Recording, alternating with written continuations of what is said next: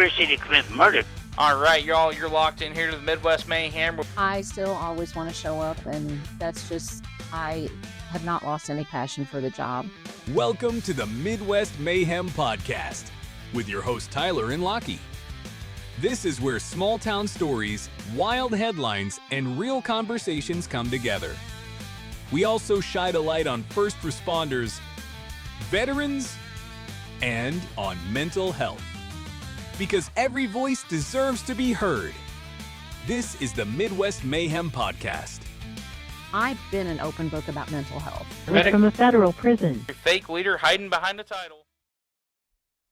Hey everybody, welcome back to Midwest Mayhem Podcast. I am Tyler, your host today. Lockie is not with us. She is not feeling very well, so she skipped out on this episode.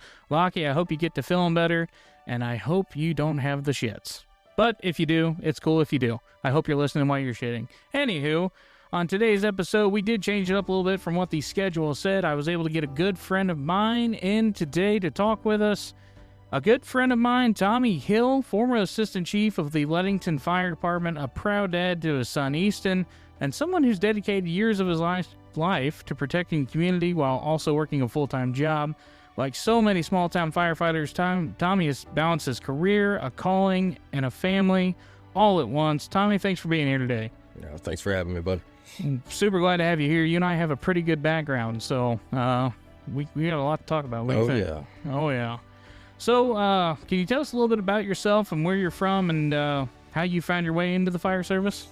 Grew up in Farmington. Went to Farmington High School. I'm 29. I graduated in 2014 and then went straight into welding and fabricating for a full-time job. And just through friends that got on Leadington Fire Department, I took interest in it and seeing what they were doing. Thought it looked pretty cool and fun, and went up for a training night and a meeting and training night to see what it was like, and immediately got thrown into search and rescue training of all things.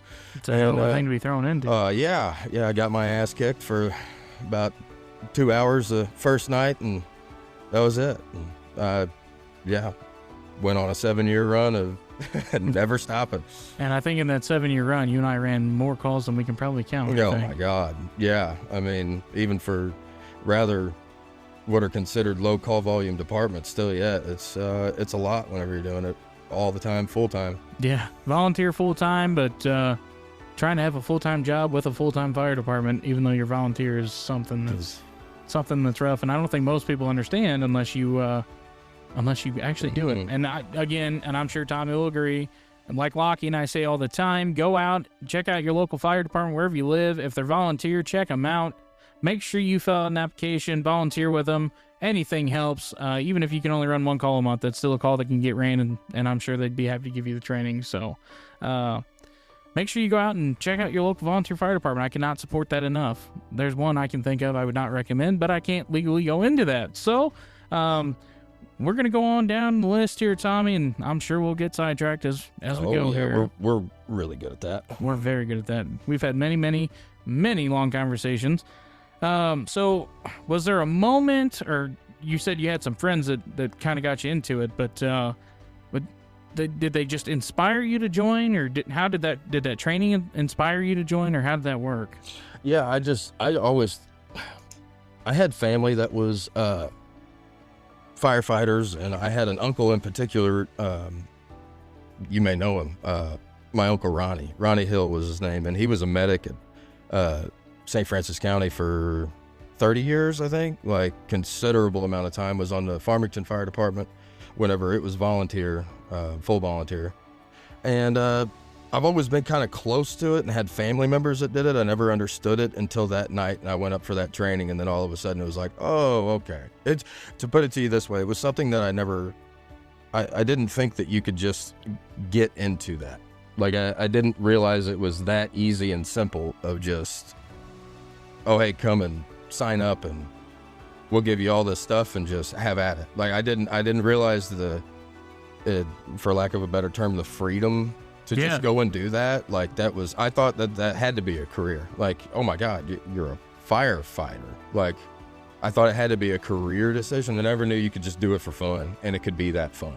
Yeah. So that was my moment of like, oh, holy crap. Like this is pretty cool. That first taste of adrenaline you get when you do it. Yeah. It's I can't even describe it. It was so much fun. And like I said, I mean, to have, and you know how I did search and rescue. Oh, yeah. And the search and rescue that I did wasn't far off from what I kept doing. It was hard. There was no, even though it was my first night and I had never put on bunker gear or an air pack before, they didn't care. Like it was full push, blackout, loud noises. We're going to mess with you, screaming, dragging, no quit. And yeah, it was like, oh, okay. All right. That's how this is going to work. Yeah. All right. Yeah. And it was, I looking back, and you said that first taste of adrenaline, and I'm sure that I did get like a holy shit adrenaline dump. And yeah, that was it. Those will get you. Those adrenaline dumps. I tell you what, I'm pretty sure I've driven to calls before, half asleep, and didn't even realize I drove there. Oh yeah. I have so many calls that I couldn't tell you how we got there or nothing. It's blackout. And you go back and you're like, wait, you get done with that call and that adrenaline starts to slowly wear down. Yep. Get back to the firehouse. You're like, wait a second, did I just drive there? And how the fuck did we get there? Yep. It is something else, I tell you what. But that's interesting, though. I didn't know that's actually how you got into the fire service. So you learn something new every day, they say. Oh, yeah. So, yeah, that's neat. That is very neat. So a lot of people don't realize departments like Leadington, they're not full-time. What you made... let's go with this. So Leadington's not full-time, correct? They're paid per call? Per call. So per call. So the department I was on was strictly volunteer, and then there's nothing wrong with that either. But what made you dedicate your off hours to serving as a firefighter, holding down a full-time welding job?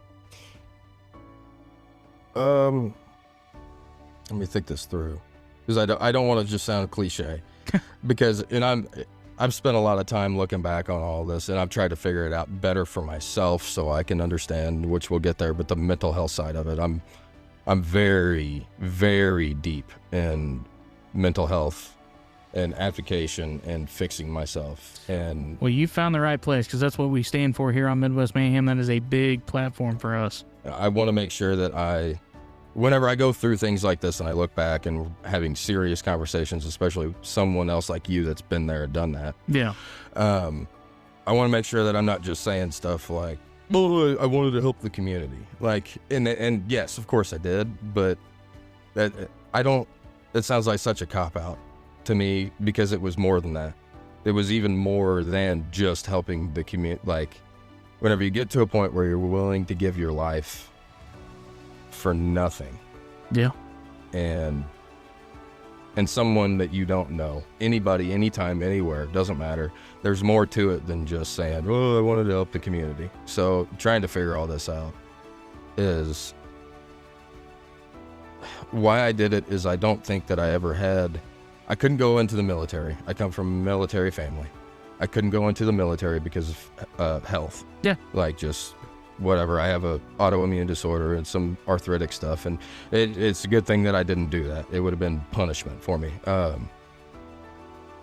But I think I finally found purpose in something that was much bigger than me, I guess. It was my way of representing who I was, how I was raised, and just all in, all out. Don't quit, just no matter what. And that's what drove me the entire time, was just, I don't know, just giving more. Like I got of this mind state that you can never give enough, and that's what drove me. And it wasn't for me. It was for that one person that I might help. And that's all it was. And I don't know. It's a very hard thing to describe, because I honestly don't even know that I know why I did it. I don't think that a lot of us know why we did it. I would agree with that. I really don't. Setting back on, I've been gone a year and a half, almost 2 years now, coming up next June, but you sit back and you think, man, I just done a job that other people go to school and get paid for, but I worked just as hard as they did. I learned all the things that they do, and it's just, that feel. It's just a feeling, like you said. You just can't describe what makes you do that. Nope.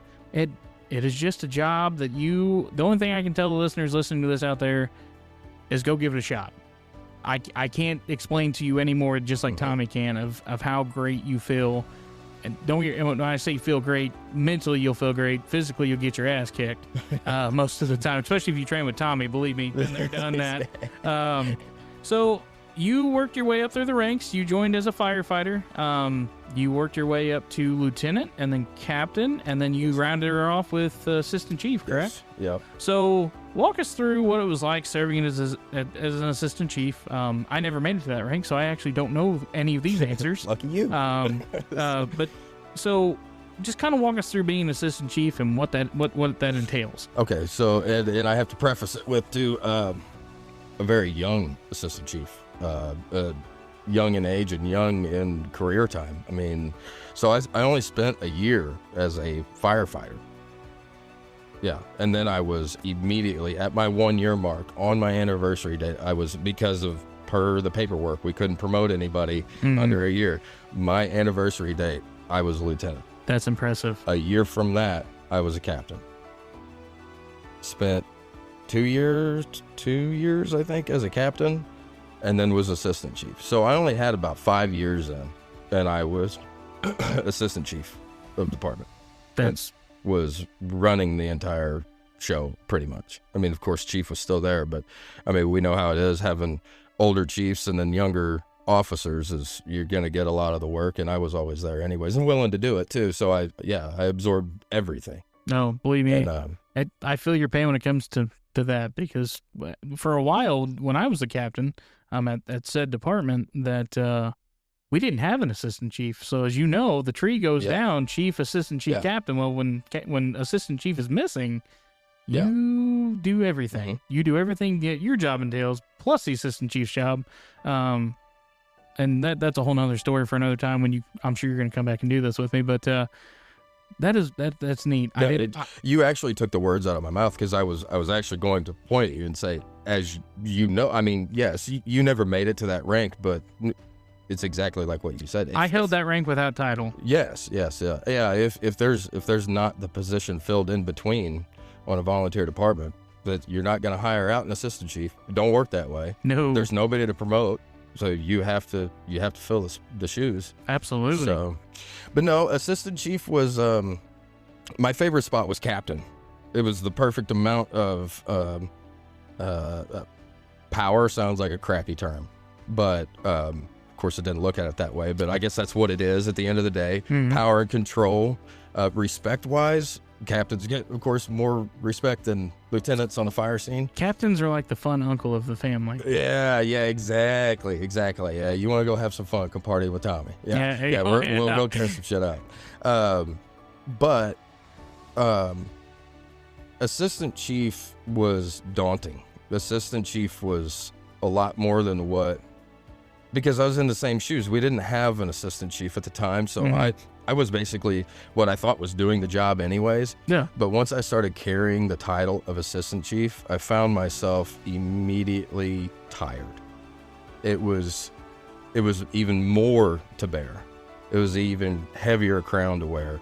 And it was just that now the communications with the city, with meetings with people out. Now I have to go to chiefs meetings. Now I have to go and sit in a room with people that are twice my age and have way more fire service time than I've ever even thought about.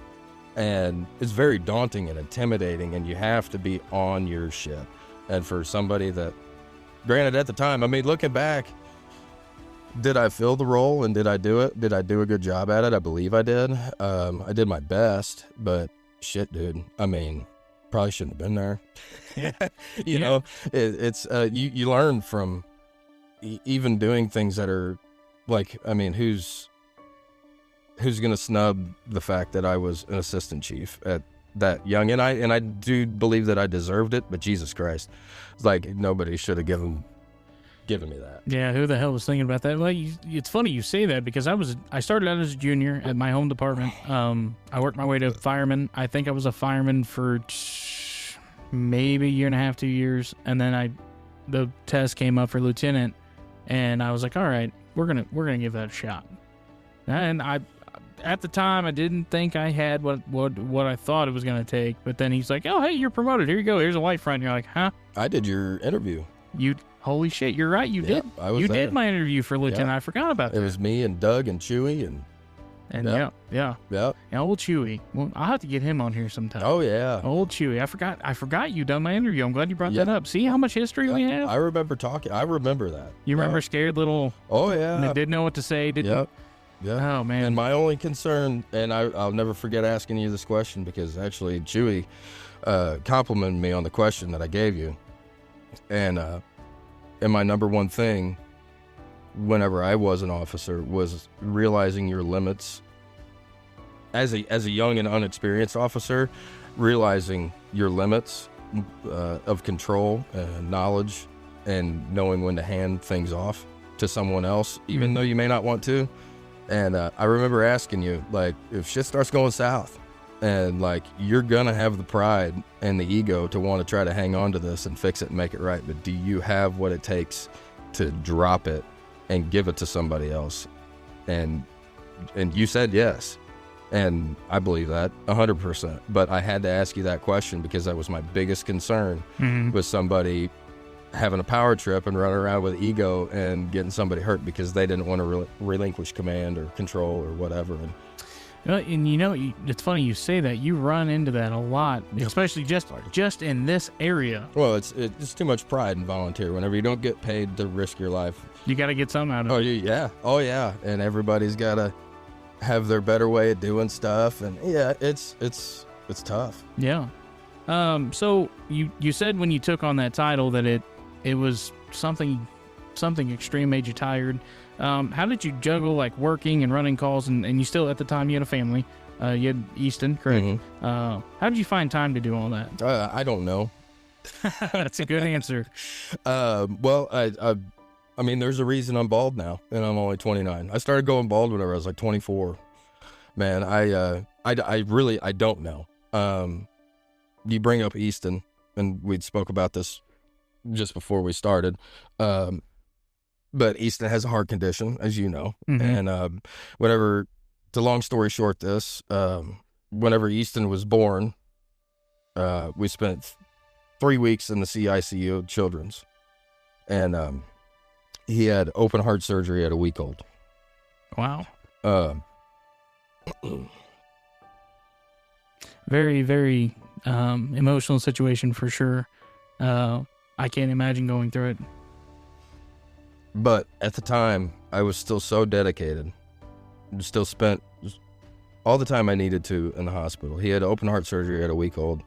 Then all the recovery time. So far, along in his life, he's 7 years old now, and he's had 4 open hearts. Damn. For 2 of those, for the first one in particular, but 2 of those, I was still active on the fire department. The first one, I was captain, I believe. And I was working at that fab shop in the city. Mm-hmm. So we were staying at Children's. I was getting up at 4 o'clock in the morning, getting dressed in the hospital, showering at the hospital, doing all of that, living out of a bag, working 60 hours a week, 6 days a week, making meetings and trainings still back down here, which was an hour drive from the hospital. So on those days that I had to come down, I get up at 4 o'clock in the morning from the hospital, go to work for 10 hours, go back to the hospital, take a shower, change into my polo or whatever I needed to wear, hop in my car, drive an hour south, get here by 5 o'clock or so, stay here until 10 o'clock or so, run a call if I had to, whatever I had to do, load up, head back up to the city, drive another hour, get there about 11 midnight, wake up at 4, do it all over again. Kudos, brother. I tell you what, 60 hours a week, overtime, full-time, more than full-time job, making every single call that I could, still conducting trainings, meetings, and doing it all with a kid in the hospital having heart surgery. That's dedication right there. Kudos to you, man. I can't even fathom what that would take. And that's to me, that's and looking back, I don't know how I did it. Like I said, I don't say that as a joke. I don't know how the hell I did it. But yeah, that's the peak of it for me. That's I don't know how else to describe dedication to something. Well, that fits in that fits in this next question. Then, what do you think keeps volunteers and part-time firefighters coming back, even with everything else? Let me redo that here because I can't read apparently. What do you think keeps volunteers and part-time firefighters coming back, even with everything else they have going on? Oh, is it the drive? Is it the? It is the drive.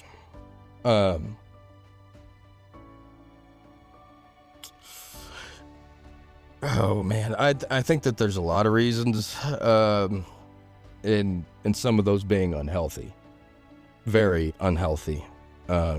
You can get stuck just in the same way that somebody can get addicted to drugs.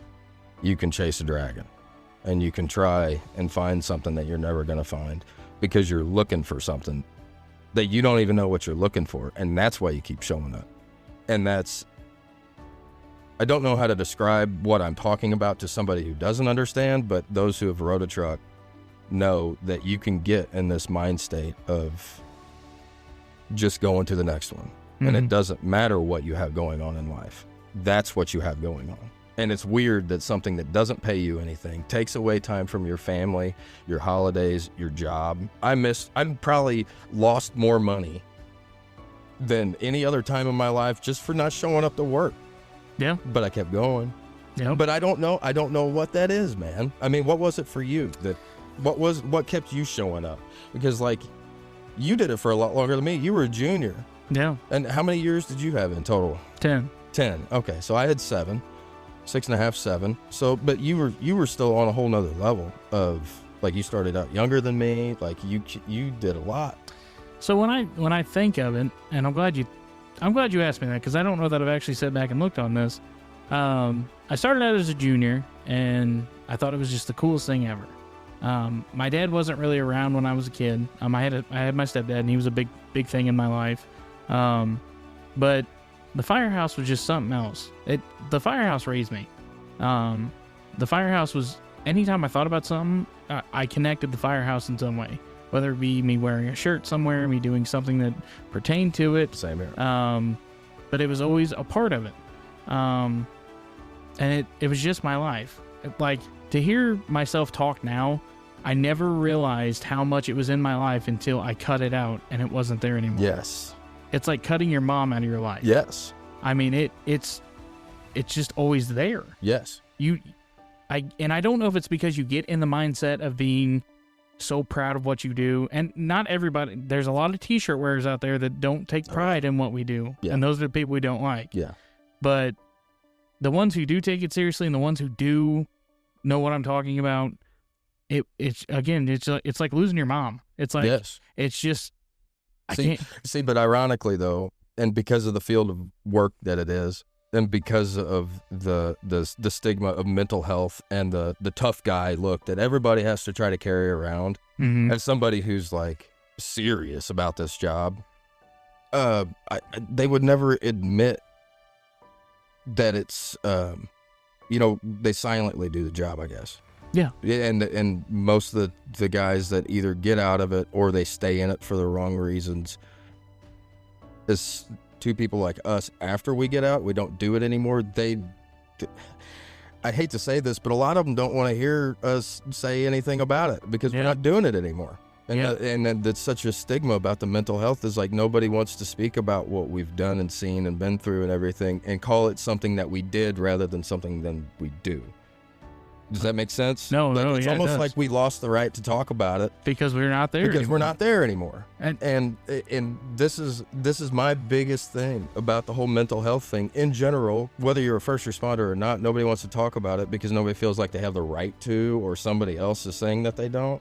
And it's just BS. Well, it's because of the outlook. Look at all the t-shirt wearers over the years. They wear the t-shirt, yes. They carry the radio, don't know how to use the radio. Yep. But they're the first ones to go to that place that's giving that 10% discount. Oh, yeah. They robbed us of that. They robbed guys like you and I of that. Oh, yeah. Of having that pride. Mm-hmm. Because once you say, oh, well, I've done this, or I've worked my ass off for this, they're like, oh, no, well, they just look at you like you're one of them, and you're not. Yep. Yep. So As soon as you say volunteer, I couldn't tell you how many people have like, oh, you were a firefighter? yeah, And I say, yeah, volunteer. Oh.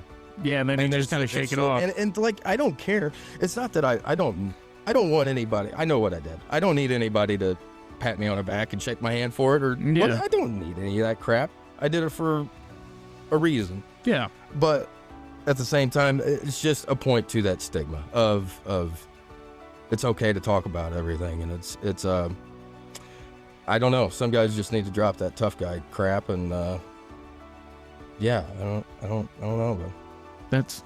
I couldn't find any better of a answer to that question when I made it up. How about that? Okay. So let's continue on here. I want to get the public and see what everybody else thinks of this topic here, but what's something the public might not see or understand about what goes on behind the scenes of a smaller department like Leadington or where I'm from? Well, in general, and I mean, smaller department or not, okay, you said smaller department, so I will keep it narrow-banded. I won't drop a blanket statement. There's a lot in general behind the scenes of any fire department, paid or not. Of course, it's much easier to deal with paid department, but there's a lot more that goes on behind the scenes than anybody ever realizes. Nobody knows that fire departments base your insurance. Nobody knows that, and nobody knows what goes into that either. Oh, ISO. Did you do an ISO audit? One time. One time? I did one too. One time. And we went from a 5 to a 3. At one point, we had the lowest in the entire county. So I done one walkthrough with ISO. Obviously, Chief was there at the time, but I done one walkthrough with the actual ISO guy, and I feel like I was taking my driver's test all over again because it is ungodly. So your ISO, I can't remember what it exactly stands for, but basically it's your homeowners. How good your fire department is bases how good your insurance rates are where you live, for those of you who don't know. Now, to prep for ISO, I done that like 3 or 4 times, and I hated it every time. Oh, and let's state for the record that this only happens once every 5 years. Yeah, so I guess I did it 2 or 3 times. Okay, yeah, and it depends on, like, me having 7 years in, I would have ran into one of them just by chance, but it also depends on what your time bracket was. So I could have got 2, but whatever. Yeah. We had our second one whenever I was on a leave of absence, I believe. So, anyways, they're looking for 5 years of records. It's 5 years worth of information and paperwork, training records on every single person. You know how many people roll through a volunteer fire department in 5 years and might do 1 or 2 trainings, but you have to have that paperwork. Higher than you and I could probably count. Hours, all the hours of training logged, water system inspection records from the city, apparatus testing records, hose testing records, air pack testing records, all of your tools. You have to have a certain amount of tools per kind of truck. There's paperwork and all the stuff that you're supposed to have on a truck to qualify it as an engine, as a ladder truck, as a brush truck, or as whatever. A tanker. Oh my God, dude! No. And if you don't have all that stuff, they ding you on points, and it starts adding up real quick. It's like your driver's test. And the funny thing is, you say like hose testing and pump testing and stuff. Mm-hmm. So the department I came from, we were a district. You were a city. So the district and city are too little, but same thing, just different funding. Yes. You get your city funding from the city. The district had its own funding from county taxes. We didn't have the money to have our trucks pump tested. So most of the time we knew that, we had to bear and grit what we knew we were going to fail. We had to bear and grit what we knew was going to pass. So funding, again, people, this is a big thing for volunteer fire departments. Funding is a very big thing because you are basically, by not helping that fire department out, you're hurting yourself in the long run. Oh, yeah.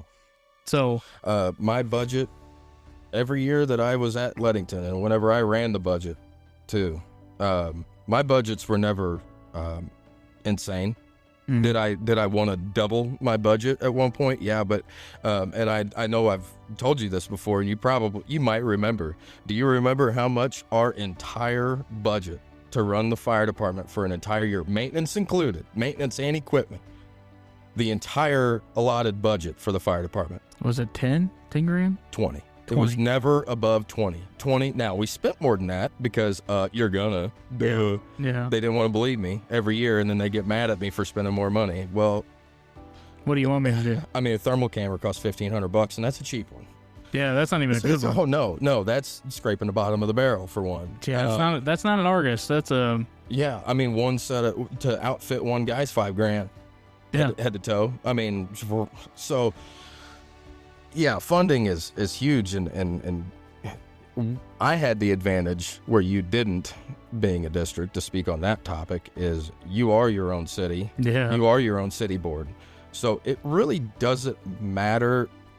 To put it to you this way, I could make the city overspend if I had to. Yeah. Like, if it came down to legal or whatever, I hate to say that, but if it came down to it and you needed something, you make a legal matter out of it, and then the city's hands are kind of tied. But it was legitimate safety stuff. Like, you need a thermal camera, Jesus Christ. Yeah. And that's safety for your guys. So whenever you bring it up that way, and you're speaking about being low on funding, at a certain point, they almost have to spend the money because it's a liability issue. But with a district, it doesn't matter. You don't have a budget. You can't run a deficit. You can't. No, that money is literally in one pool, and you literally cut that in half. That's it. And that's it. There is no more. Just see, with us, they could pull money from the water or... the cops. The cops. Screw the cops. They didn't need new tasers or anything.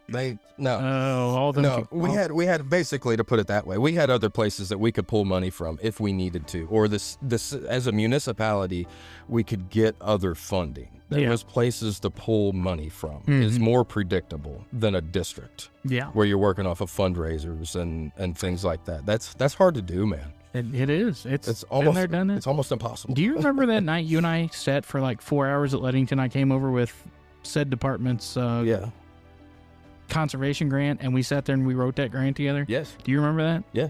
I just now that you mentioned, I remember that. Yeah, I did the conservation grant every year. So did I after you taught me how to do it. Yeah, we got it every year. Oh, man.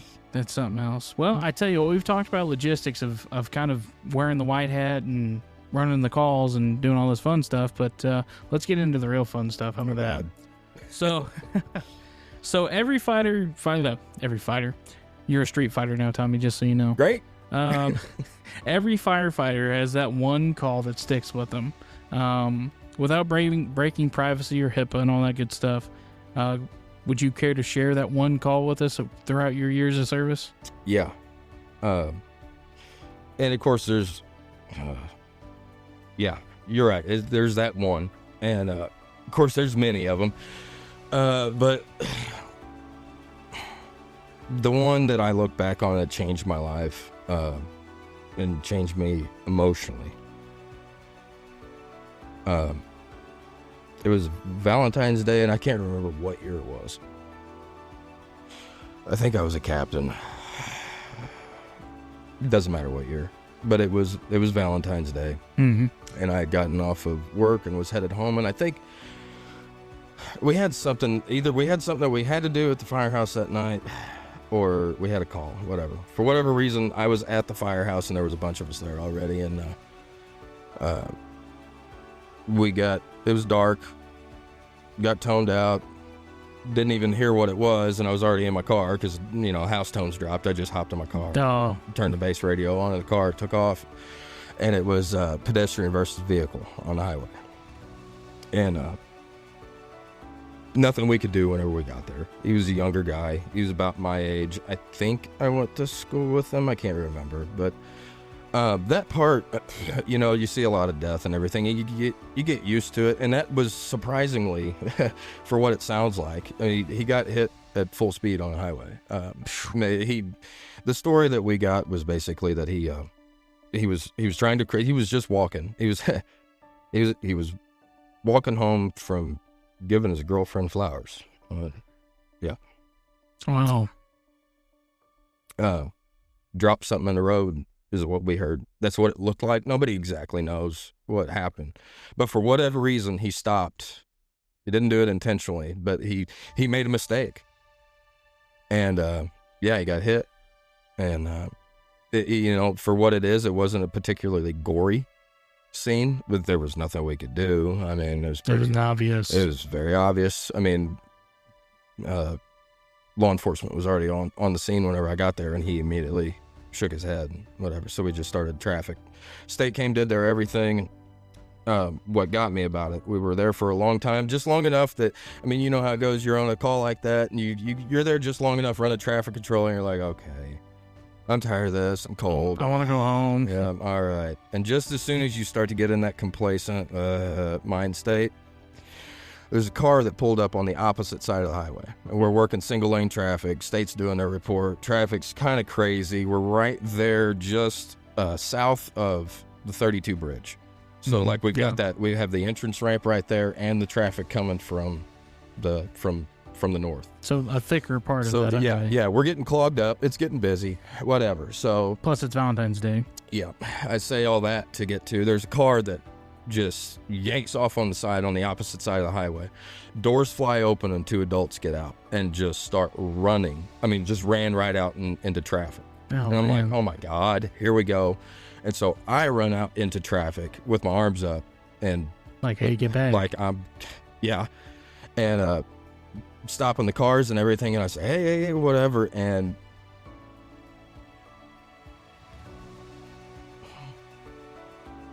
the man looks at me and he said, I said, you can't be over here right now. We have a medical scene going on. You cannot.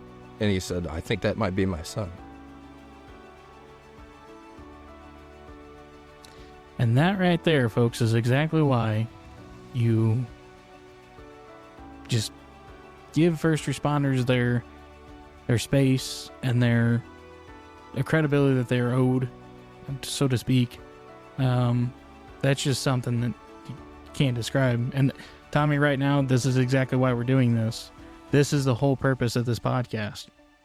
Because that right there is what, not that I like to source it out of people because I have my own, but it gives people, without seeing, hearing. Yes. And of course I dropped my guard then, because I mean he didn't even have to tell me after he looked at me, the look in both of their eyes. So I allowed them across, and I pulled a law enforcement officer or a fireman, whoever it was, and I allowed him up towards the scene. And I the last thing that I remember looking over and seeing is State Patrol talking to the parents. And I never looked back after, and I'll never forget the sound of his mom crying.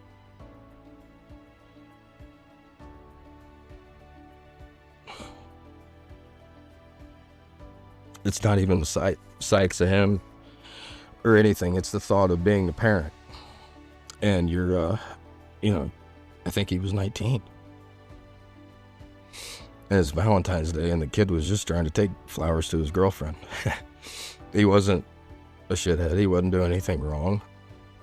And I stood on the side of the highway and listened to his mom wail. And as any mother or parent would, on her knees, screaming for her child. And I knew that we had already covered him up with a blanket, and he was laying there in the road in front of her. And at the time, whenever I was there, of course, and you're cold anyways. Yeah. And I mean, I've met a lot of very just giving and just outright just beautiful people that work this job. But there's a lot of people who hide a side of cold-heartedness that you would never understand, and desensitization and numbness to a lot of pain. Mm-hmm. And I was already there, and I remember, looking back now, I remember as soon as I heard his mom start crying, I knew that I would never be the same. That's pretty deep. It was almost like I felt a part of my soul break, because no one should ever, have to experience the loss of their child, especially in that traumatic of a manner. You should never find out on the side of 67 highway that happened. And by proxy, you're allowed into traumatic events like that go on in other people's lives. And you're stuck with a part of their pain as well. And whether you want to realize it or not, whether it's just another call or not, you're carrying their trauma. And with the sound of her crying that I will never forget, I carry that woman's pain and the memory of her son with me. And I mean that to my core. It sounds deep and, very whatever. I'm not trying to make a grand statement about something, but it's something that people need to realize and understand whenever first responders are talking to you about their traumas and things like that. It's not just a job. It's not just another call, no matter how much they want to make it that way.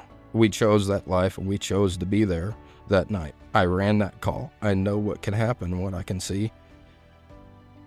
But that's the sacrifice, though, is you know it and you go anyways.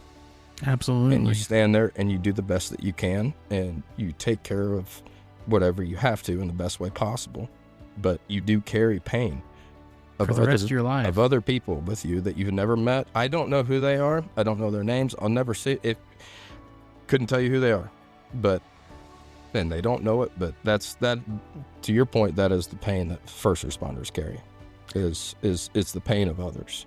And again, this right here, we don't have enough of this. No. And this, again, not that I like to, somebody asked me the other day, you really like to make people relive that? No, I don't like to pull it out of people, but I also don't want people robbed to feel that they can't talk of it. So that right here is exactly what Voices of Valor is correct. Haha, Lockie, I got that right. But I tell you what, let's take the flip side and the best part of this job. How about that? Okay. I really appreciate you sharing that with me. That is. Oh, hey, I know it's emotional and I have to wrench it out, but it's the least that I can do for everything that I've been through, because if it helps somebody else normalize or understand that no matter where they're at, even if they're at a spot where they don't want to fix it or whatever, if they're going through stuff, hey, been there, done that. Yeah, absolutely. Don't feel like you can't talk about it. It's okay to not be okay. It's what we say here on Midwest Mayhem. So on the flip side, yeah. Do you have a call that turned out better than you expected? One that made you proud to wear that uniform? Yeah, quite a few. And I mean, ironically enough, though, you as a humble firefighter, and one that doesn't talk about and brag about calls and stuff like that, ironically, you can't remember a lot of those. And you don't really focus on the good stuff. And it's always the bad. So I could tell you, we could sit here all day and talk about crappy stuff. I'll have to try to figure out which one was one of those. There's a lot of little moments, I guess. It's just like, and I guess that's it. Is that I don't necessarily have I was never put in a position where I got to drag somebody out of a house. I never made a grab. I never, did we save lives? Sure. I'm sure that we did, but I never had a moment where I knew that I did directly. So with all that being said, for me, it's the little things. Yeah. It's the smiles on the kids' faces at fire safety. It's the showing up to birthday parties for kids that are their parents talked about it with us and they didn't know we were coming. And then all of a sudden you got 2 full-blown fire trucks showing up, lights and siren, and they get to run around and play. It's that is what the balance is. It's funny you say that. Do you remember that parade we did back during COVID for that kid's birthday? Were you there for that? I think so. I don't know. I don't think I was there, but I do remember which one you're talking about. Yeah, we had cop cars, we had fire trucks, and that's that right there. That is and it's not always a call. It's for me, it is fire safety. I've done a lot of stuff with the school. The mock accident we did before prom every year. It was informational, and it made me feel good that I know at the end of the day, if I did still have to run a call on somebody, we tried. Yes. Because at the end of the day, that's what you have to tell yourself in this job. No, I did have moments on calls that were, but it's kind of the same song and dance. I don't have grand moments. Yeah. I have a couple of houses that we were able to fully save, and we stopped fires, and God, is that a great feeling? Like, legitimately, like, you can go home and those people, like, they may not be sleeping there this weekend, but they got some smoke damage and stuff, but hey, like, they have a home still. Their kids still have clothes and toys, and grandma's jewelry box is still intact. And but I've also had the opportunity to go into burned out houses, and one in particular that I remember, I looked up on the mantle and I saw the folded flag from somebody's military family member that had passed, and so I had the honor of taking that flag and handing it back to the family. That's heavy. That is really heavy. That's heavy. Not only is that flag itself heavy, but that just in that situation, is heavy. Yes. So things like that. Yes, I've had those moments, but it's all the little things that add up together. And that's good. Yeah. I'm glad you can take all of those and mix them into one, because a lot of people can't. No. And I agree with you when it comes to, well, can we, what specific call is good? Well, anytime somebody calls 911, it's not good. It's not good. But if I can show up and help Sideshow Bob or whatever his name is down the street, if my 3 minutes of talking to him says, hey, maybe I should quit doing drugs, or maybe I should stop drinking, or whatever the case may be, get kids food, or whatever the case may be in this sick world today, man, that's what I counted as good. That's why I made it, and it was towards the end of my career, whatever you want to call it.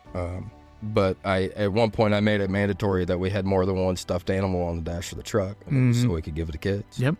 We've had calls where we've been on car wrecks and we had to put kids in the fire truck and keep them warm and dry or whatever. And it's those things. It's for sure. So when you're dealing with tough calls, or when you dealt with tough calls, and I say dealing with because you still do, no matter how long you've been gone. How do you process that and keep going, especially when you still got to show up for work the next day? That was a question that I really thought would hit home with you and I, because you and I have been there. I know we have. Oh, yeah. We've talked about it before.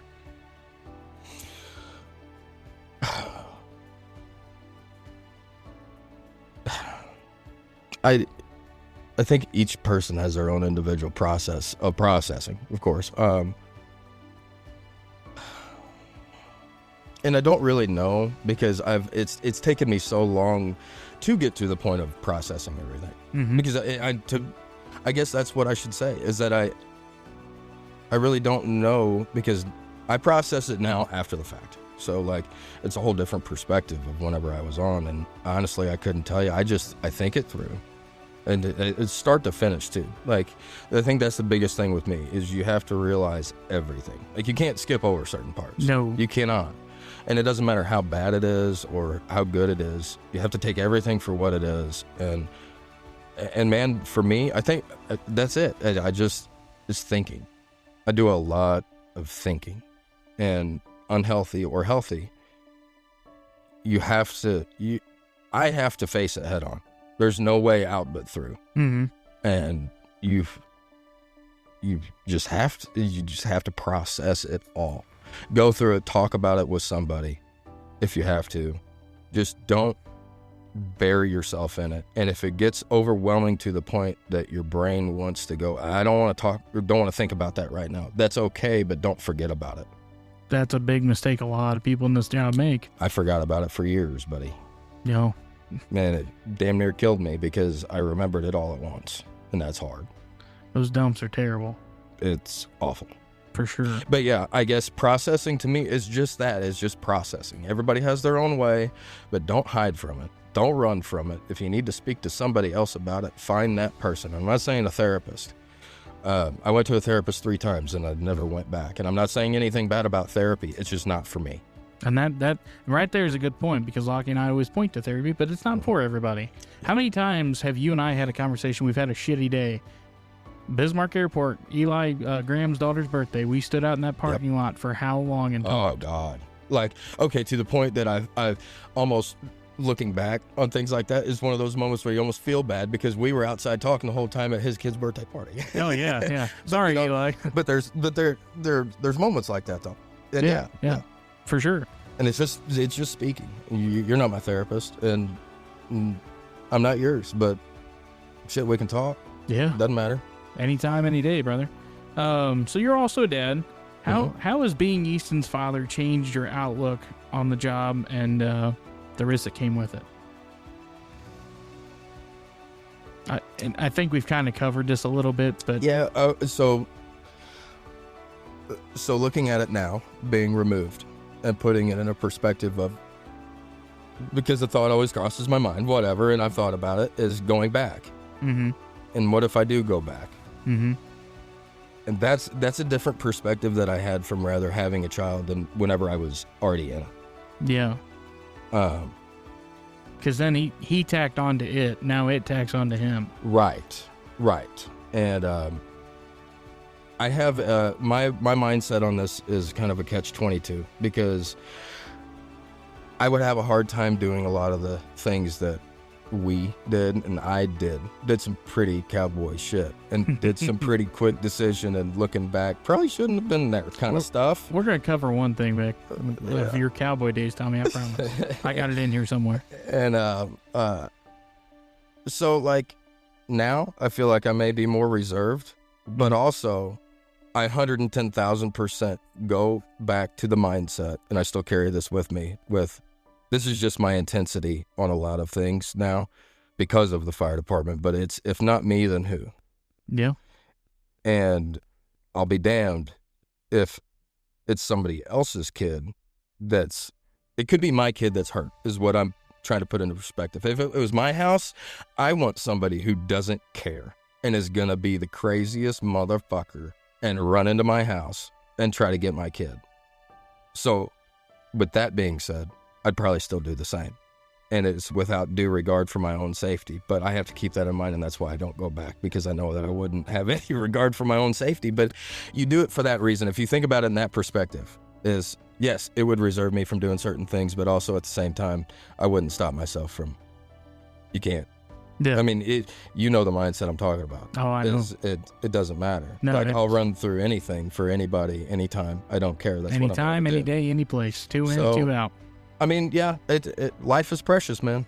Life is precious. And, yeah, it's hard to have a different perspective other than that whenever you have a child like that. Yeah, and it's funny you say that. We done an interview with Mike Randazzo from Bismarck. He's a judge in Iron County. And we asked him kind of like what helps him decide a verdict.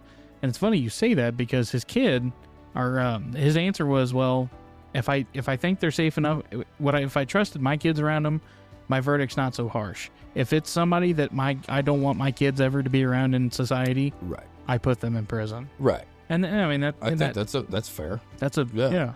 So kids are a big thing in this. Oh yeah. So let's take a walk through after we get back from a call. You go home. What helps you unwind to just reset and get your mind kind of clear?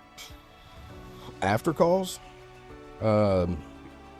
there is a thing after calls. You know, the thing where you go home and sleep. We didn't do that a whole lot back in the day, but yeah. Being off the fire department is after the call for me now. Yeah. Like, it never stopped. So I dude, that might be my answer to that. I don't know that I ever unwound. I didn't.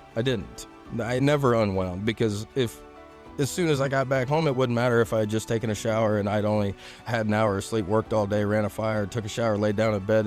If the tones went off, here we go again. I was going back, and it did not matter. So I don't know that I ever did unwind, buddy. Well, that's a good answer. I couldn't go with that anymore. I tell you what, let's get into a little bit of the Tommy Hill cowboy shit. How's that sound? Oh, God. So you had a serious fall from a ladder. I wasn't at this call, but I remember hearing about it. It was the big thing. As soon as something happened, you always know about it. You had a serious fall from a ladder during a call. Mm-hmm. Can you kind of walk us through what happened on that just a little bit? Yeah. Got toned out for a second alarm one night. It was out in Terrelac. I ran with Leadington that night. I can't remember. I don't think I was on Iron. No, I wasn't on Irondale at that point.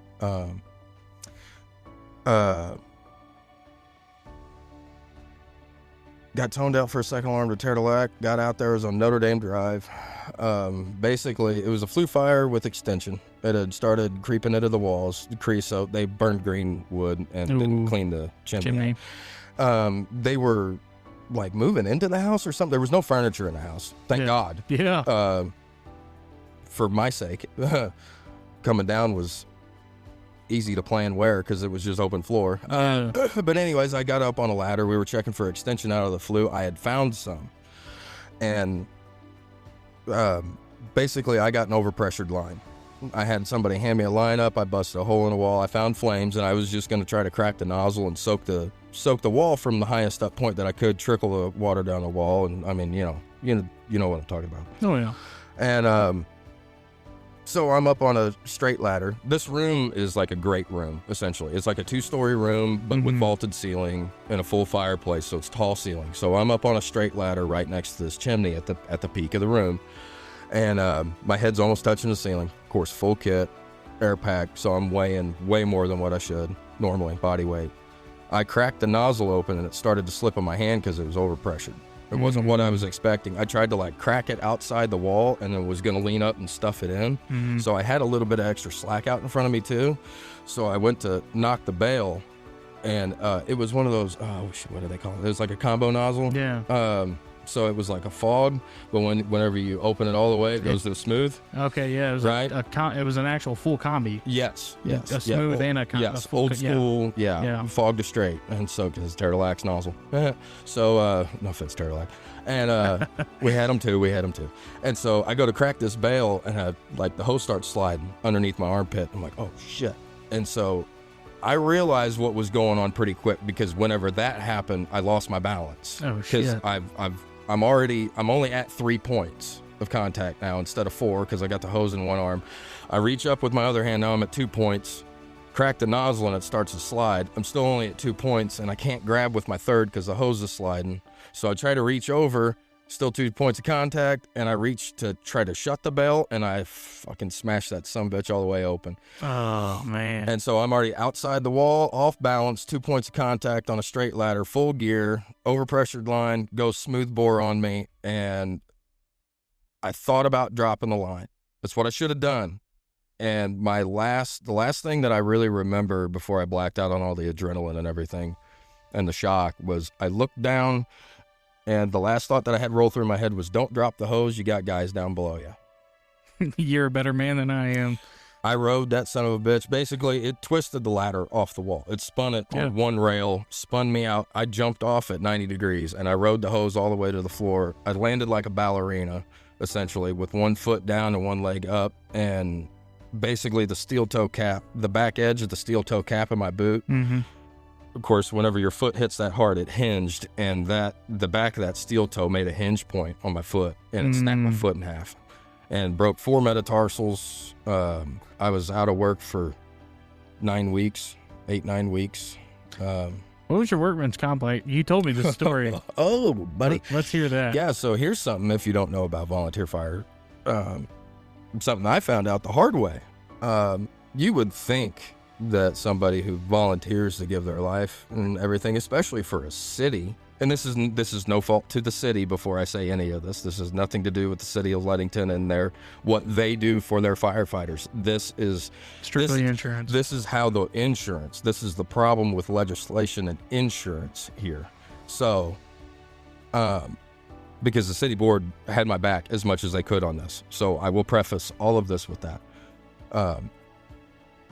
You would think that somebody in that position would get compensated and not have any problems. Since I was technically, as soon as the tones drop and I hit that I'm responding, I'm technically an employee of the city of Leadington. Yeah. Okay. I'm now an emergency responder. So all of the work comp policies that I have, the extra work comp policies that I have for my own personal, like if I was fall out of a tree stand, that kind of stuff, that doesn't work because you're technically employed. So all of my supplementals that I had on the side in case I got hurt firefighting, hey, sorry, we can't help you, didn't work. So what do you think a volunteer firefighter gets paid every week by the state of Missouri for being injured? Do I want to know? $40 a week. Wow. They cut and mail you a check for $40 every week. And by the time it gets to you, it's worth what, 20? By the time they print ink on paper? I wish they would have never sent me a dime. Damn. Because as a taxpayer and as somebody who did what I did and did what we do. And that's what pissed me off about it. I was in a position at the time, and I'm still dealing with the credit card debt from it, but I was in a position to where I didn't have my own place. We were living with Alyssa's parents. We had Easton, but everything financially, like, yeah, I had to have 2 months off of work, but I had a credit card that I paid my car payments and stuff with. We didn't go hungry. It wasn't anything like that. But I worked with people who would have been screwed had they been in my same position. And that's what pissed me off, is because it could be one of my guys. Yeah. Like, I don't care about me. I wasn't in a spot where I had to worry about it. It pissed me off for myself, but it pissed me off more knowing that it could have been one of my other guys in that spot. And there's not a damn thing that I could have done about it, because it's legislation. Legislation states that. It used to be that they would go to the nearest full-time paid fire department. So that would be Farmington. Yeah. And they would, at the time I was a captain, so they would have gone up to that payroll. And matched the captain. And they would have taken an average. If there was multiple full-time departments around, they take an average of that, and then that would have been your pay. Damn. Which I probably would have got a raise for a little, right? I mean, yeah. I mean, going from being a non-union welder and everything, and sitting at home, I would have been raking it in. But nope, $40 a week, and it took work comp. Actually, I tell you this, I was back to work full time, so it was after 2 months, and I actually got a call while I was trying to buy my house that I had a bill in collections from the ambulance district for my ride because work comp didn't pay it after 2 months. Wow. And I had to call and like get close to legal threatening to get them to do anything about it. And I was in collections while I was trying to get pre-approved for a house. That's great. Oh yeah. Oh yeah.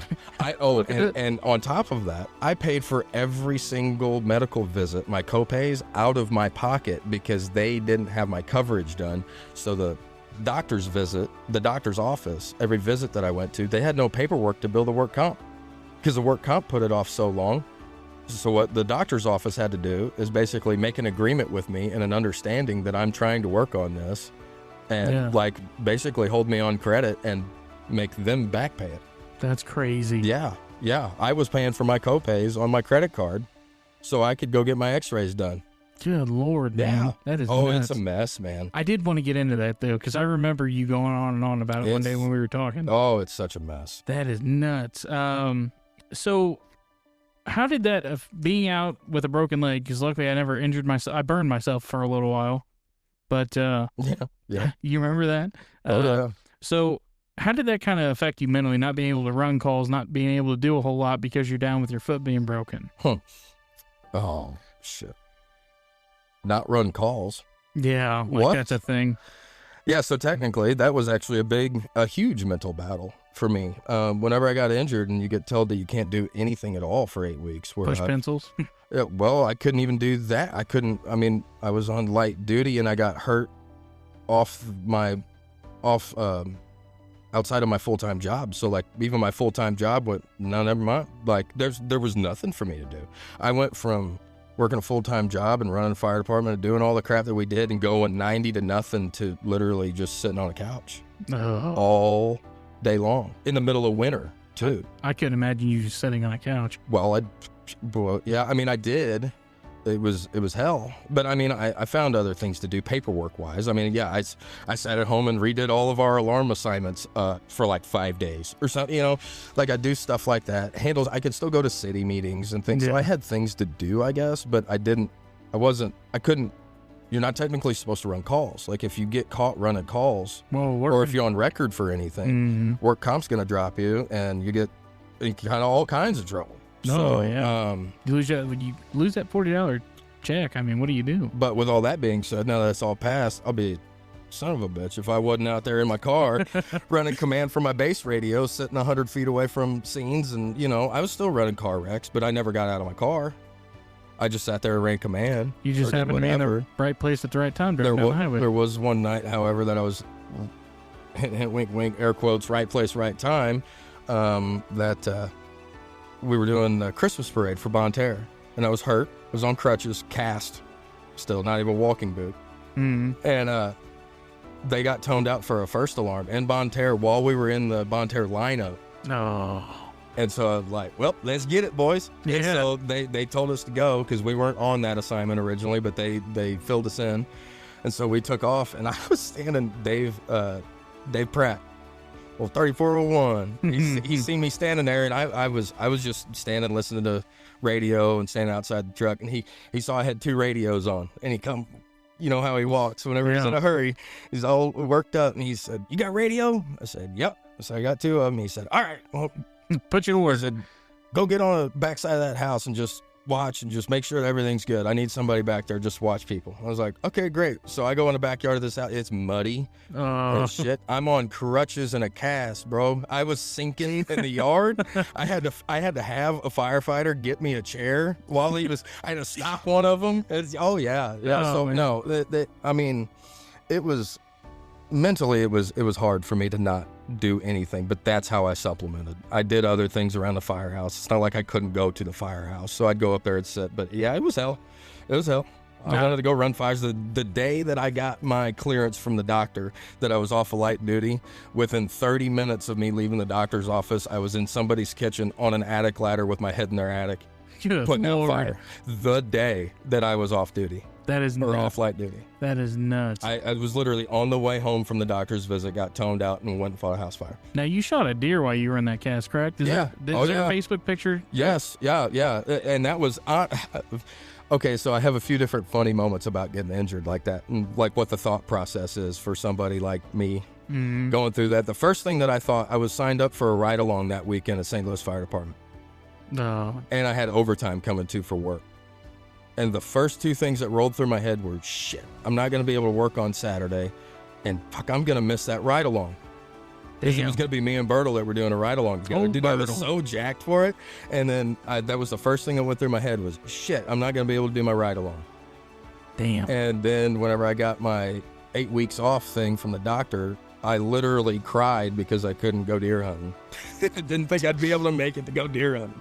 Damn. So that's a mental state I was in at the time. But no, I did it anyways. Yeah, I was walking through the woods on crutches with a bright blue cast and sitting in a bright blue lawn chair in the middle of the woods and shot a 9-point buck, and it was big enough that I had him shoulder mounted. It was one of the coolest things. Yeah. It was I remember that. it was 10 years to the day that I shot my other one that I had shoulder mounted that I was proud enough of to do that. And, Yeah. and it was the first time that I had gotten to go hunting with my dad in 10 years or That's so. crazy. Like, because after I shot that one big buck, it was like, well, you're off on your own now. Yeah. And then that was the first time that my dad actually like helped me, and we helped each other out in the woods and stuff in a long time. So like, That's yeah. crazy. It's a Yeah. bonding moment. Yeah. Oh yeah, for sure. That's great. For sure. So we're going to talk about a very important thing I think that first responders don't realize they have. And I know you and I have both hit this point. At one point in time, you and I had both hit this point together. Not too long after we both said audio, or right before we both said adios to the fire service. Let's talk about burnout just a little bit. Good. How's that sound? Oh yeah. So burnout is something a lot of firefighters face. Burnout. Never heard of her. Yeah, especially those balancing full-time jobs, families, and especially in the volunteer service. What did burnout look like for you? And when did you first realize it really hit you? Oh, boy. What a question. You should have sent me this one last night. I could have wrote you a book. Man. I knew that I was fully burned out and didn't know how much longer I could do it. Before, and maybe this will make sense to you, before it's like I had a switch. All of a sudden, something switched. And before, it was all sacrifice for the fire department. Mm-hmm.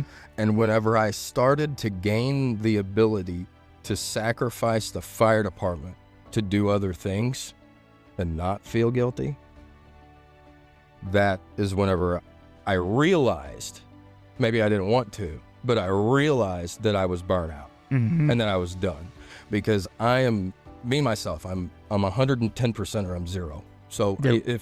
if I'm passionate, I am engrossed in it. And once it stops being that in my mind, immediately I know that I'm fading. and my time is limited. That's I couldn't describe that any better. When I knew, or when I went off and done something or whatever, it was always, well, am I going to miss a call if I drink this beer? Am I going to miss a call? Yeah. But I agree. Some of the stress had pushed me to the point where I thought, you know what? Tones drop. I just turned my radio off. And I never done that. Oh, God. Tommy can You did what? Yeah. The cardinal sin, you turned your radio off? Yeah, exactly. So, and Tommy can tell you how big of a diehard, for those of you who don't know me or know how I've always... How dedicated was I, Tommy? Oh, shit. Oh, bad. Yeah, real bad. Unhealthy. Yeah. Unhealthy. Obsession. I mean, I was too, but you were even worse. And that's pretty bad. So when you can finally reach over, and that's when I knew it hit me. I could turn my pager, my phone, active, radio. I could turn it all off. Yep. I could set it home on my couch because I could hear sirens from where I lived in camp. I could hear those sirens. I'd just turn my TV up, and that's when I knew I was done. Yep. Well, I say done. That's when I knew it was time for a good break. Yeah. And I think that good break's what finally pushed myself and my wife to the point of finally leaving. But when you can do that after so long, it's time to go. Yeah. It's just a slow burn to get burnt out, and it's also a slow burn of the acceptance of being that. And I mean, dude, I say that's whenever I realized it, but that took me about 6 years to get to that point. It was like that last 6 months to a year that I was on was the only time where I was okay with not being. And mine was like probably year 8 into mine. Yeah. Year 8's when I really started to see changes. But about year 9.5 is when it's like, all right, there's other things to do in life besides this kid. It's time to go. What's the goal in this after this? You know what I mean? Like, what is the goal? You keep looking up, and it just keeps going higher and higher and higher. Yeah. It's an endless pursuit. Yeah. If you want it to be. Yeah. You can also not ever promote and just be a firefighter in a black hat and love it. There's nothing. I say that I don't mean anything against it, but. You know, I'm proud of people who can do that. Yeah. And just ride a truck and whatever. I like to organize, so being just a black hat never worked for me. Yeah, no, same here. I needed to change shit. Yeah. And unfortunately in the fire service you have to hold a white front to be able to do that. Oh yeah. No, but and it's if you want to move on from this topic, I'm going to go back to something that we were talking about earlier though. Because I think it finally gives me a little bit of an answer to a question that you asked I didn't have one for, is why do we keep going? Mm-hmm. And that is burnout. I mean, that's it's cause and effect. And one thing that I thought of that why I got burnout is for the same reason that I kept going back, is my guys. Bingo. And it took me, I should have thought of that earlier, but I was thinking in like, we were talking about from a community perspective, what keeps you going back. But really what kept me going back was my guys. And it was, what if something happens while I'm not there? And not that I could fix everything, but it was just that, is what if something happens to my guys? Not saying that nothing bad would happen if I was there. Yeah. But if something bad did happen, I wasn't there. You'd have that endless question of what could I have changed? What could I have? What order could I have gave to fix that problem? And I think in the long run, that is what pushed me to keep going.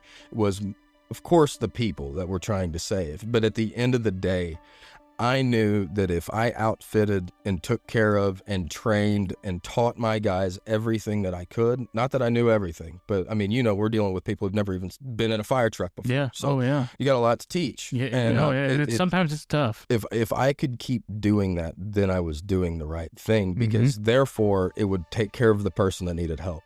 And that's what leads to burnout, is the endless pursuit of perfectionism and doing the right thing. The best way I can describe burnout is, you ever see those pictures of like the guy holding up the wall and he's got little kids up under his arms? Oh, yeah. That's burnout. Yes. That is you holding burnout. Yes.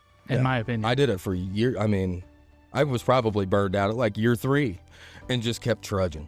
Oh, for sure. Just kept going and going and going. And like you said, is like at the time, I don't know why I expected there to be some light at the end of the tunnel. And one day I'd get to sit back and go, oh, look at what I've Look at what I've built here in this crew that we have. And it's endless, dude. And as soon as you think you got it figured out, And more shit comes. yeah. So that's burnout. Yeah, and if you get burnt out, please go. Please leave. Yeah, there's nothing more dangerous than a guy with a foot out the door, Oh, for sure. especially if it's in like a vindictive way. If you have a vindictive attitude and you're angry for whatever reason and you just you don't have it in you just to drop your pride and ego and leave, that is the most dangerous person on a fire scene. For sure. So what advice would you give to other firefighters who are feeling drained but afraid to speak up? Kind of like you and I. Yeah. Because to me, it was, well, if I worked so hard to get here. I worked so hard. I put so much time into this. I'm kind of done with it though. But if I give it up, if I give up that control, I'm gonna be lost. How do I go about this? What would you tell somebody is currently in our positions right now that we gave up? Take a break. Take a break. And that's, to me at the time, I know it sounds whatever, because you might as well tell me to quit. Mm-hmm. Right. I mean, but if you think you need it, and if depends on how deep you are in it and what you're doing. But if you're that busy with the fire department like we were, Mm-hmm. take a weekend off. That's a hard one. Even that's hard to do. Oh yeah. Take and schedule it out if you have to. Like, I was involved so much in training and stuff that I couldn't take time off, because if I wasn't there, nobody was teaching. Yeah.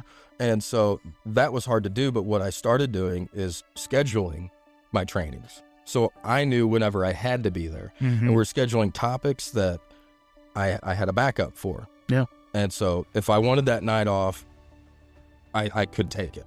Mm-hmm. So give yourself breaks. Take a long break if you need to. Take a week off, take a month off, take whatever. And then, like you and I just talked about, is you might just realize how burned out you are. Mm-hmm. And nothing says at the end of it. I think that's the biggest thing that I could say about taking a break. Nothing says at the end of it that you have to quit. Nope. It's not your goal to quit. It's your goal to take care of yourself. And it's the goal to realize what you might be doing and leading yourself blind to. Oh, for sure. So take a break. However long it needs to be for whatever level you're in it. And it doesn't even matter with firefighting. That's just life in general. If something's just killing you and you can, take a break. Talk to somebody. Make yourself take a break and talk to someone and get out what you need to get out. Mm-hmm. For sure, man. Do whatever you have to do. That was a great answer. I took little breaks, but they were just never. It's like having taking a week off of your job. You take a week off and you're like, man, I'm so relaxed, I'm so good to go. Mm-hmm. You come back to work that following Monday and you're like, what the hell? That didn't refresh me at all. And I say take a weekend or take a week or whatever. Shit, take a month. I think my strongest suggestion to somebody who's like bad burnout, Mm-hmm. take a month. Like you and I did. Take a month, because I tell you what, I hate to say it, but the point that I was at was already kind of 1 foot out the door with it anyways, just because of my personal life and the stress and everything. And I took a month off, and that's all I needed. Yeah. I turned a blind eye to it after that, because I realized what I was doing to myself. Yeah. I got my life back. That's the thing right there. It's a great thing to do, but it's also a great thing to suck you in and never let you out. It's like prison. So let's kind of go over the fire service today and some of the challenges, some of the triumphs you kind of go with. What's the hardest part about being in the fire service today, particularly like for the smaller departments that rely on volunteers? We're talking like, is it politics? Is it ignorance? Is it social media? Is it cameras, phones? Is yes an answer to that question? Yeah, it is. Politics is what ran me out of it. I tell you what, and I'll just be open and blunt and honest, because I'd tell anybody that I used to fight fire with, and trying to give grace to potentially people that we used to fight fire with and work with, that I do have all out respect for, Mm-hmm. and for what they continue to do if they're still on. But grow the hell up. Amen. The drama is what drove me away. Bingo, same here. And the politics. I won't take anything away from the politics, but politics are politics. I mean, at a certain point, you can't control that, but what you can control is your mouth. and your drama and your rumors and nobody's better than anybody. We're all trying to do the same damn thing. And sorry. Oh, you're good, man. I didn't realize that's my watch. It's not sound. I don't think the microphone like it was starting to pick up some static. Yeah. But yeah, we're all here to do the same thing. Mm-hmm. And at the end of the day, it doesn't matter how your department does what. It doesn't matter the amount of time that you have doing this or that or whatever. It's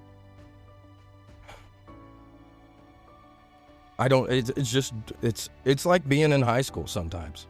And it was always just he said, she said crap in this department trying to do this better than that one. And not in a healthy way. You should always be trying to do better, but not in a healthy way. Yeah. It was never.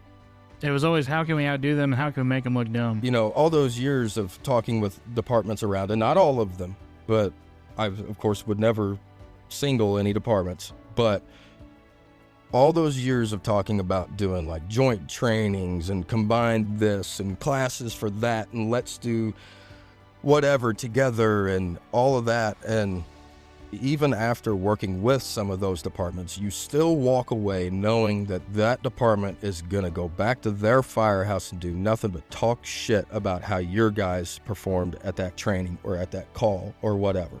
It's funny you say that because every time we went to the Festus Burn Tower, because, you know, it took 6 different departments to go up there and put on a day, because by the time you load all the shit up, get all the trucks up there, get all your gear on, do 6-7 evolutions. Oh, yeah. Clean all the shit up because you got to clean the burn tower out after you're done. Dude, by the time you're done, you're dead. Oh, literally dead. Yeah. And I can't, and it's funny you say that because I have to say it in my own house. In my own house, that happened. And it disappointed me severely. But if you're the one that speaks up and says, hey, why don't we not do that? You're the outcast. So you just said, you either go home or you go sit somewhere where you ain't going to listen to it. So I know for a fact that happens. Oh, yeah. Yeah. No, and that was just it. Is like, you're trying to do things for the benefit of the people that we don't even know. And then you want to sit back and try to act like you're better than me because why? Your department has better air packs than ours or has more gear than ours. Yeah, your trucks are newer. Stupid shit. Absolutely. Like, what's your coverage area? Yeah. Who cares? What's your budget? What's your call volume? How many calls did Leadington run this year though? Yeah. Leadington was low call volume. It's like 350 calls a year. And I think we ran 250 somewhere. Who cares? Yeah. Like, none of that matters. That's what pushed me away. Because... You know what's sad? It's probably even worse now that could you imagine going back right now? Like, we go back and sign up today. Can you imagine how you've been gone, what, a year? 2 years? 3. So you've been gone 3. I've been gone almost 2. Just in that amount of time that we just wiped ourselves out of the deal. God. Can you imagine how bad that is? How bad the ignorance because there's not many guys like you and I left. And I say that modestly because there isn't. Yeah, no, there's not. I drive past a department that I used to be with anytime I go back to where I used to live, and there's nobody there. There's never do I see anybody there. Yep. And it's sad. Yep. It makes me depressed. There was a point in time whenever I was at the peak of it, and as a captain and everything, the most pride that I ever had in my crew and the guys that I ran with, and I just couldn't ask for anything better. And there was at least a car there. Yeah. All the time. There's at least somebody there to start getting gear ready, get their gear on, get the truck pulled out, talk to Central, figure out what the hell is going on, you know, or if it was me up there as an officer, like I might, depending on what it is, hell, I'll start the truck, pull it out, hop in my car, and I'm taking off, and I'll be there on the scene and start running command. You guys get everything and go. Yeah. But now I look up there, and it's no fault to the department itself. It's just the nature of the beast with volunteers. Yep. But you look up there, and I couldn't tell you the last time I really saw a car sitting up at that. Same here. Fire department. Same here. So looking back, and we kind of touched on this a little bit earlier. Out of everything you've done with Leadington, what moment makes you the proudest of being a Leadington firefighter? Maybe I should have let you read some of these last night. No. What makes me the most proud of being a Leadington firefighter? What I left behind. And I say that humbly. It's not that I, changed the world with what I did with a small department, but what I started with and what I ended with. I would say the same thing with the place I came from. Yes. And yes, I will give you that compliment now. Well, I appreciate that. Because been there, done that. And it's a lot of hard work to take. I mean, frankly, I'll just say it whenever I got on, and I was too green to realize it, but to start with a department full of shitheads who don't know anything, literally nothing, and they're all T-shirters. Every single one of them was a liability. And then to go to, I would walk through hell with these motherfuckers. Yeah. And they'd follow. That's a lot, man. That is a lot. That's a lot. That's why I wanted to hear that. I figured that would be your answer, but I just wanted to make sure. I was careful with saying that. That's the first thing that popped in my mind. I didn't want to be like the legacy that I left behind. But I did. I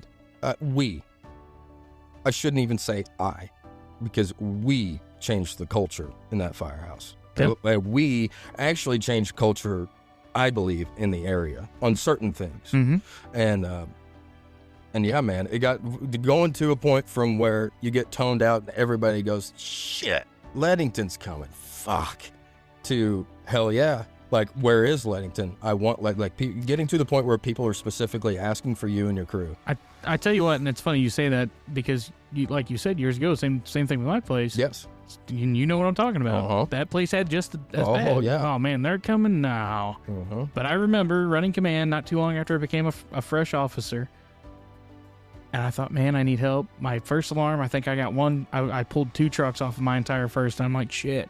At this time, I don't think you guys were on our first alarm, but I struck a second. I thought, man, who can I specifically tell them to pull me that I know I'll get somebody to do some cowboy shit? Yeah. And it was my number, blah, blah, blah, Washco. Give me Leadington. Give me, what do you want from Leadington? I don't care. Just get me a truck. Yeah. Because I knew it'd be you or Myrtle or somebody was coming. Give me some hood rats. Yeah, exactly. Oh yeah. But it's amazing what you start with. It's like buying an old shit car that's set in a field for 50 years. You buy it and you restore it and you sell it and you're like, man, I did that. Yep. And it's great. It really is. Getting to the point too that with that, and this is the last I'll say on it, but getting to the point of being undeniable. Yeah. In that point where you know that it's not just you being like, oh, my crew's been doing good. Yeah. Like whenever you're receiving compliments from significant chiefs and officers in the area that go straight to your chief. Yeah. And go straight to Doug and we give compliments and everything else, and then like getting the ISO 3 rating, like that blew everybody's minds, and I think pissed off a couple of departments around because they didn't understand why we had an ISO 3, and I got to walk around and with the undeniability that we had it. And but you set that bar.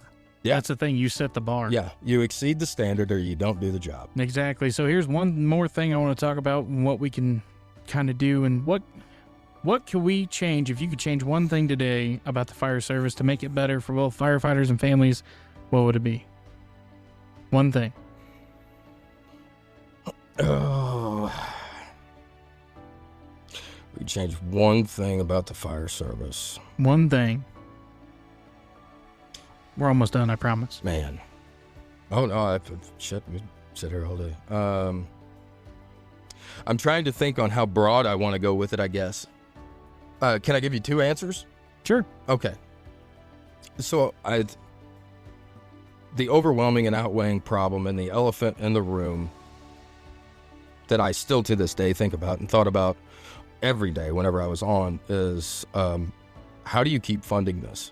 Yeah. And how do you you're going to run out of volunteers. So we're already there. Recruitment and retention is the number one issue. And how do you stay operational? And I think the biggest thing that could be changed as far as like in a direct effect to the firefighters on a safety standpoint, and then of course for life safety standpoint for community and family and everything is funding and governmental assistance of some kind, but that you don't like. Okay, so they have grants and stuff, but listen, as somebody who was at a small department, we needed new trucks so bad we couldn't see straight. And I mean, I know. We were leasing trucks from Farmington Fire Department. We were taking their hand-me-downs, and we couldn't even afford to buy them from them. We leased them for $1 a year. Yeah, and it's funny you say that, because anytime we had a truck breakdown where I come from, being a district, if it was a $10,000, we had to have an engine rebuilt and a pumper. Yeah. And a 1994, we paid to have, like, I think it was like 14 or 16 grand. The truck had to go all the way to St. Louis. Nobody down here would work on it. It was a Detroit 6V92, I think it was. Yep. Nobody would work on it. It was like 14 grand. Whole motor needed replaced. Which one was that? Which truck? 60. 60? Okay. The old 60. Not the new 60, the old one. But the one with the catwalk. Yeah, it had the catwalk, but it had the back half of the cab had the doors. It was like a closed in, open back. Okay. The good 60. Yes, that new one I didn't care for a whole lot. That, but yeah. So we had to have that one rebuilt. Yep. And it was one of those things where it came down to, man, do we pay 14 grand to have this 1994 rebuilt, or do we go get a loan that we can't afford to pay the payment on a brand new truck? Yep. And it's like, or do we buy another used piece of shit that we have no idea what's wrong with it? Yeah. I mean, that's the struggles you literally look at in the fire service. Well, yeah, and to that point is, you had like we spoke on, you had low funding in a different way. But being low funding for us is like a maintenance repair like that is like, but shit, now I can't get one of my first in interior guys that needs a new set of gear because it's 25 years old. Yeah. And from a department that we don't even know. It's literally like your car breaks down, your personal life, your car breaks down. Let's see, do I pay to get my car fixed so I can go to work and pay my other bills? Yeah. Or do I feed my kid? Yeah. And then you basically have to slap the food out of your kid's mouth because you need to go to work. Yes. Like you have so much to take care of, and then you drop the funding on one thing because you have a breakdown. Well, you can't just not have a fire truck. Yeah, that's kind of you got to do that, but then you're going to be like, well, I guess we're not getting Johnny new gear this year, and if something happens to him. Yeah. So anyways, but on the other answer that I have for that, government funding would be like an overall whatever, like better funding, a better realization of what goes on with funding for fire departments. My other part of it, though, biggest thing that could change is mental health. That's a good one. That is a very good one. Mental health is I don't think we look out for our mental health in the volunteer fire service like we should. No. And, I have plenty of buddies that are still either stuck in it, or whether they're stuck in the fire service and chasing that dragon still, or they're out of it and they're stuck in the trauma and they don't talk. I tell you what, and I'll give our military everything to top it, but I tell you what, to be at home in our land, that PTSD is still the same. Not exactly the same, you know what I mean? But you get where I'm going with that. I wouldn't. I'm very careful whenever I start tiptoeing around that kind of stuff as well. I do not want to put myself in the shoes of somebody who's been in combat, because I have family members and everything, like all out respect for that, above and beyond what we even do. But at the end of the day, you can't get away from anything, man. I mean, and it's not that I choose to think about it, and I don't anymore, but it's just like that call that I had on the highway. I'll never not have to drive that stretch of highway. That's where we live. And there was weeks after that call where I drove past that, and you could still see the spray paint from the state inspection. You could still see, I knew where he landed. I knew the marks for his shoes. I knew the marks for where the car stopped started trying to skid. Like, you drive past it, and I was just seeing the scene over and over and over. It's hard to get rid of. It's hard. So we're gonna end with some words of wisdom, and then we're gonna do a rapid fire round. If that sounds. Oh God. Oh yeah, we're gonna have some fun with that. Okay. So, what advice would you give young men and women thinking about joining their local volunteer department today? Do it. If you're thinking about it, like Tyler has said, go down to your local department, figure out, what the schedule's like. Some departments are different than others. Make sure that you can time management. First, make sure that you can time management. Don't wedge it into your life, but Make it a part of your life, I guess, is the best thing that I could say for that. That's what I was going to say. But yeah, if you think that you have a passion in it or have some kind of urge, go try it. Don't be scared. Listen, trying to be a volunteer firefighter, trying to be a firefighter is more of a step than most people will ever take. In their lifetime. So do it. Absolutely. I agree. What do you wish more people in the community understood about the sacrifices firefighters and their families make every day?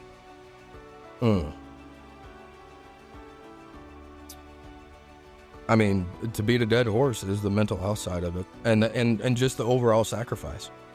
I don't, even my own mother didn't understand until I spoke to her afterwards. Yeah, like, it's a lot. It really is. It's a lot to carry. And most of the time people think, oh, well, they give up holidays and they give up. Well, yeah, I couldn't tell you how many times I've left family Christmas, Thanksgiving, 4th of July, because tones dropped and I had a call to go to. Yeah, I remember my mom telling me that she was like, that's my kid, like on holidays whenever I had to leave or whatever. And I was like, don't park behind me. I gotta, I might have to. And she's like, well, it's Christmas. How could you possibly have to go anywhere? But you have to, because guess what though? Look at it from our point of view of being dedicated and wanting to do that is it's somebody else's Christmas. Yeah. And Lord knows what's going on. I mean, I want to say I remember a call that somebody had a full arrest right in the middle of their Christmas, or it was on Christmas Eve, or they were literally having a family event, and it all happened right there in front of everyone on the holiday. And that changes their holiday forever. That's why I leave. That's why I went, is because it's still somebody else's Christmas, and if not me, then who? So I had to do it. I do like that answer. That was great. So after everything we've been through, from the fireground to the welding shop to being a dad to Easton, what does the word valor mean to you personally? Because this is the Voices of Valor. Growth. And I know that's far off from valor, but my valor that I carry with me is the ability to speak about my growth mentally and the things that I have been through. Alcohol, substance abuse, all kinds of different vices, all the way to the point that even going to the gym got unhealthy for me. I mean, do you think that I could ever have an eating disorder? I did. That's crazy. Isn't it? That's crazy. But hey, using the gym 6 days a week for 2 or 3 hours a day and stuffing your face full of 6 meals a day to the point that you're miserable isn't healthy either. I tell you what, folks, you want to talk about a guy who can cook? I've seen some of the shit Tommy can cook. And this man's smoked deviled eggs are fantastic. I'm gonna have to send you some Venmo money. We're gonna have to make some more of those. Oh yeah, well hey, the girlfriend wants some, so maybe I could double up. Well, we might just have to do that. But yeah, I would say valor for me is growth and just being able to speak on and help other people, no matter what it is. You don't have to be a firefighter for me to help you through. Yeah. Try to help you through whatever you're going through. That's what Lockie and I talk about when we do other episodes is I may not be a fireman anymore. You may not be a fireman anymore, but I can tell you one thing. Being a fireman made me hundreds of friends, and I guarantee you I'd have to make 3 phone calls, and I could get you whatever the fuck you needed whenever you needed. Oh, yeah. Oh, yeah. So just because I'm not in the game anymore didn't mean I forgot how to play the game. Oh, yeah. So, I mean, that's just something. So I tell you what, let's do a rapid fire round. Are you ready? We're gonna ask you a series of questions. I'm gonna give you 2 or 3 answers to answer them. Think to the first thing that comes to mind, and we're gonna try to go as quick as we can. You ready? Yep. All right. So your first question: coffee or energy drink before a call? Energy drink. Energy drink. Favorite firehouse meal or snack? Oh shoot. Oh, gas station pizza after a call. Oh yes, good old Leadington Express Mart right there. Ooh. Country music, rock, or podcast while you're welding or driving to a call? Oh. Just music in general. Music in general. Oh, and if I was driving to a call, oh shit, Metallica, whatever. Get you pumping. Buddy, cowboy shit. If you weren't a firefighter or a welder, what career do you think you would have tried? Well, I wanted to do computer engineering and everything, but I hated school and didn't like homework, so yeah, I decided to, glue pieces of metal together and put wet stuff on hot stuff. There we go. Funniest thing you've ever heard on the radio during a call? Oh, geez. Funniest thing I've ever heard on the radio. Oh, Park Hills Fire Department was on a lost animal call one time for a parrot. Flown away from somebody's house, a pet parrot, and they were actually chasing it around, it was landing in trees, and they were trying to catch it, and I'll never forget hearing them after it flew off the first time, and they radioed over and said, 3760 to Central, we'll be continuing this call, Parrot 1, us, nothing. Let you know when we're there. Oh, that's awesome. Oh, yeah, and they kept tabs on it the whole time. That's great. Dog or cat person? Dogs. Dogs are great. We have 2 dogs here. 3. You have 3 dogs. Need another one? No, sir. No, sir. Well, I love dogs. well, here's a way to put it out. I guess I got a dog if anybody wants one. Contact Tommy Hill at, let's see, favorite tool to grab off the truck as soon as you get to a call. I always grabbed a flathead axe. See, mine was a Halligan. Yeah, it had to be flathead. There we go. Pumper or tanker? Which this doesn't really count towards. What? This doesn't really count towards you because Leadington doesn't have a tanker because they're all city. I wouldn't care if they did. What do you think? I kind of knew the answer to that question. Jesus Christ. Hidden talent most people don't know about you. Oh, well, you mentioned my cooking. Yeah, you can't cook. Hidden talent most people don't know about me. I don't know. I like making knives. I've made knives. I've done a lot of weird stuff, man. You're a gamer, right? Gamer? Yeah, not so much as I was, but I'm a welding instructor now at Mac. I did see that. That's great. Congratulations. Yeah, I don't know. I got a lot of weird stuff that I do, man. A lot of weird stuff. First thing you do when you get home after a long day?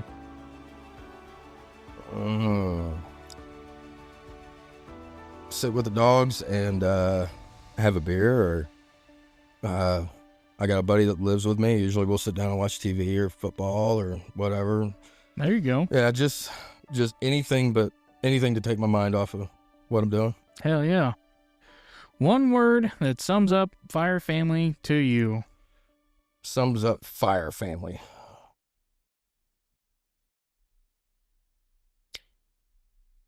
Well, it's going to be 2 words. Yep, go ahead. Unconditional brotherhood. Unconditional brotherhood. Now, let's switch to the hooligan side because I want to hear this answer. What that is your responsible response. We're talking like the fuck shit up crew. What word describes those fellers? Oh, we ain't nothing but cowboys. There you go, cowboys. Perfect. Well, Tommy, that wraps up everything I wanted to talk with you about today. I got a lot more I'm sure we want to talk about. Yeah, we'll do this again for sure. For sure. I had a lot of fun with this. I've needed a Tommy conversation for quite a while now. But that I want to say thank you for sharing your story and your heart with us today. You did share some tears with me, and I greatly appreciate it. Your years of service and your work ethic and your honesty about burnout recovery, balance that truly captures what we're looking for here in Voices of Valor. That's what it's all about. You've shown the courage doesn't just happen in the firehouse. It's in a way you lead, work, and raise your son. Easton's going to grow up to be a badass kid, I have a feeling. He's already that way. Oh, yeah. So here's our final question for it. If you could leave our listeners with one message, something you've learned from years of service, hard work, and fatherhood, what would it be?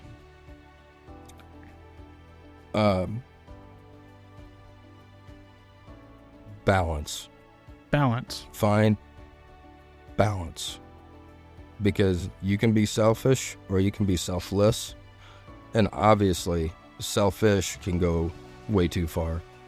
And nobody wants to say it, but you can give too much of yourself too. And selflessness goes too far. And that's what burns you out. Find a balance. Balance is a good thing.